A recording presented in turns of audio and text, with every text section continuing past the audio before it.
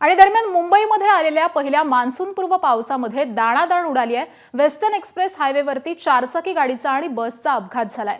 पाऊस पडत असल्यामुळे अनेक गाड्या स्लिप झाल्यामुळे हा अपघात झाल्याची माहिती मिळते।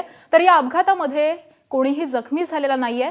मुंबईच्या पश्चिम द्रुतगती मार्गावरच्या वाकोला उड्डाण पुलावरती 2 कार आणि 1 बस यामध्ये मोठा अपघात झालेला आहे। सकाळी 7:30च्या सुमाराला हा अपघात घडलेला आहे। तर अंधेरीकडून वांद्रेच्या दिशेने जाणाऱ्या मार्गावरती वाकोला ब्रिज जवळ हा मोठा अपघात झाल्याची घटना घडलेली आहे।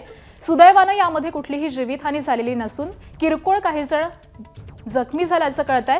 पश्चिम द्रुतगती महामार्गावरती हा अपघात झाल्यामुळे वाकोला विलेपार्ले अंधेरी जोगेश्वरी दरम्यान वाहतूक कोंडीची समस्या देखील निर्माण झालेली होती। तर दुसरी बाजू वाकोला ट्रॅफिक पोलिसांकडून क्रेनच्या सहाय्याने दोन्ही कार आणि बसला बाजूला काढून वाहतूक ही सुरळीत सुरू करण्याचे युद्ध पातळीवरती सध्या प्रयत्न सुरू असल्याचं कळतंय। आणि आज सगळ्या संदर्भामध्ये आपण आत्ताचे ताजे अपडेट्स जाणून घेऊयात। आमचे प्रतिनिधी सूरज सावंत सध्या आपल्या सोबत आहेत। सूरज, अगदी सकाळच्या सुमारासच मुंबईमध्ये पहिला पाऊस बरसलेला आहे आणि यामध्येच ही अपघाताची घटना घडलेली आहे। सध्या वाहतूक कोंडीची परिस्थिती नेमकी कशी आहे, काय प्रयत्न सुरू आहेत?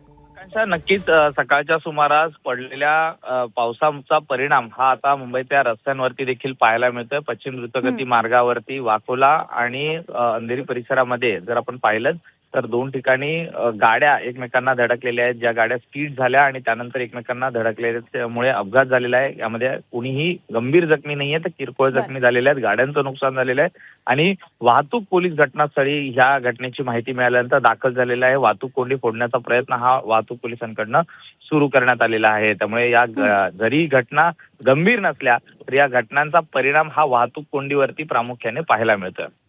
अगदी सकाळचा सुमार आहे, त्यामुळे हा काहीसा परिणाम मुंबईकरांवरती होतोय। धन्यवाद सूरज या सविस्तर माहितीसाठी।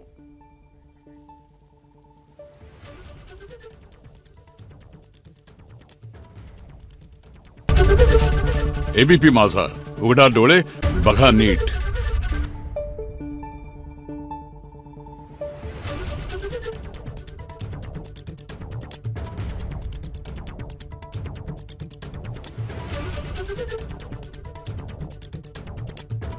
Thank you.